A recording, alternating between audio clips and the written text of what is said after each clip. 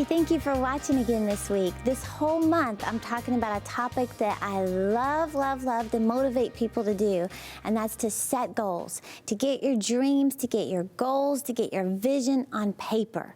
There's something about getting it on paper, not just keeping it in your head, but getting it on paper.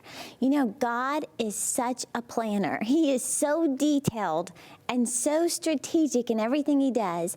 In fact, I just heard this the other day. I heard it a long time ago, and then I read it again the other day, just proving how detailed God is. It said that the shortest chapter in the entire Bible is Psalms 117. Then it said the longest chapter in the entire Bible is Psalms 119. Then the middle chapter of the entire Bible just happens to be Psalms 118. Then it said there are 594 chapters before Psalms 118 and 594 chapters after Psalms 118. It said if you take 594 and add it to 594, you'll get 1,188. Then it said if you put a little colon between those eights, you'll get Psalms 118:8. And that is the middle verse of the middle chapter of the entire Bible. That's how detailed God is in strategic and planning everything he does. Well, if he took that much time just to plan the way he would write the Bible, the way he wanted it laid out so perfectly without any errors, think of the time he took to create you. All the planning, all the thought, all the strategic steps he took to plan your life.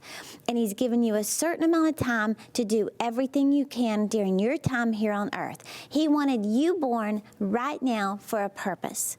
So your job is to discover that purpose and then run after it. You know, one of the phrases I use all the time up here at the ministry is failing to plan is planning to fail. If you're failing to plan, you are planning to fail. And I'm so serious about that because I know what it's like to have no plan for my life, just go to work, come home, do the same routine, having no vision, no dreams, no goals.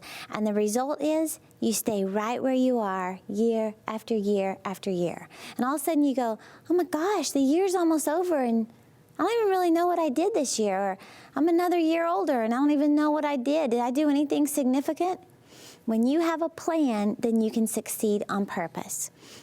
In fact, I just read about this professor at Virginia Tech who did a research on people who set goals.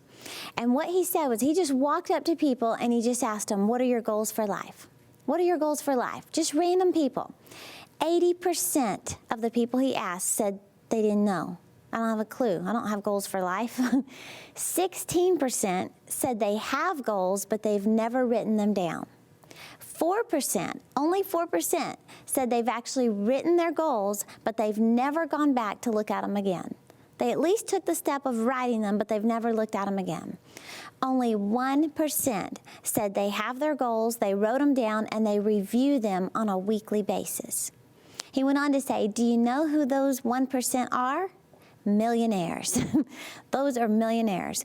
And he said the clues that these millionaires have left for us are, number one, they have goals. Number two, they write their goals. And number three, they review their goals consistently. They don't just write them and never look at them again, which I used to at least get that far.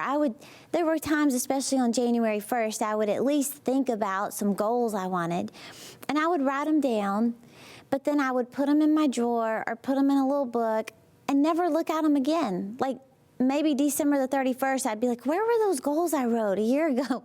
Let me see if I did any of them. I couldn't even find it.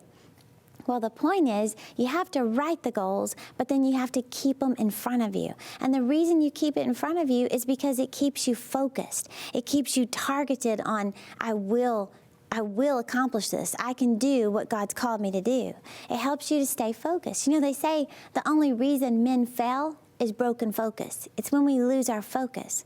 Well, if you're not focused on anything, it's almost like you're sure to fail. So you have to get your vision, spend time with God, write down those dreams, those goals, no matter how big they are, write them down. And then next, keep them in front of you.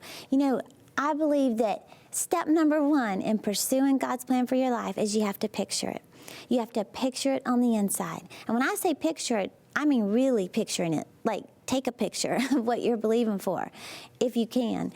You know, I've done that in so many areas of my life. I've done that with houses I was believing for, whether it's a car. Even when I couldn't get pregnant, I wrote a vision for the exact baby I was believing God for. I prayed over that. I kept it in front of me. I've done this with furniture, you know, when I was moving into a new house and I didn't have all the furniture I needed, didn't have the money for all the furniture I needed. I did the research. I looked online. I found pictures of furniture I wanted. I put it on paper. I put the amount on there, and I kept it in front of me.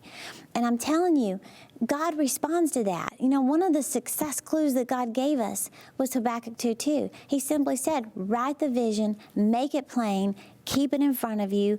You know, if you have to wait for it, keep waiting for it because it'll surely come. But he wants you to see where you're headed.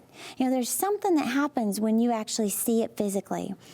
And I'm telling you, preparation time is never wasted time. If you'll take the time to just get your dreams, get your goals on paper.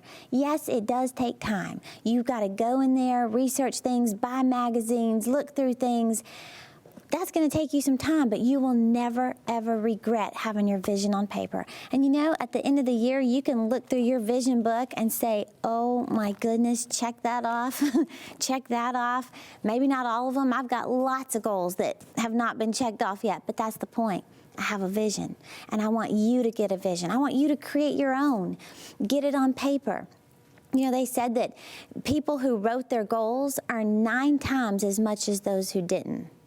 9 times as much because they have their goals, they're focused, they're determined to see them come to pass.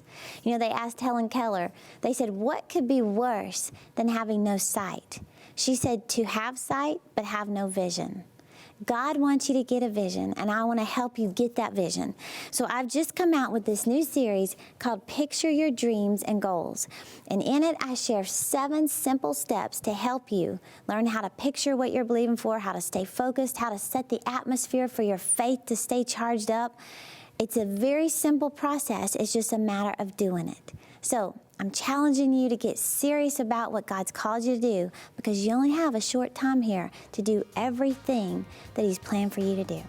Thank you for watching me, and I'll see you next time.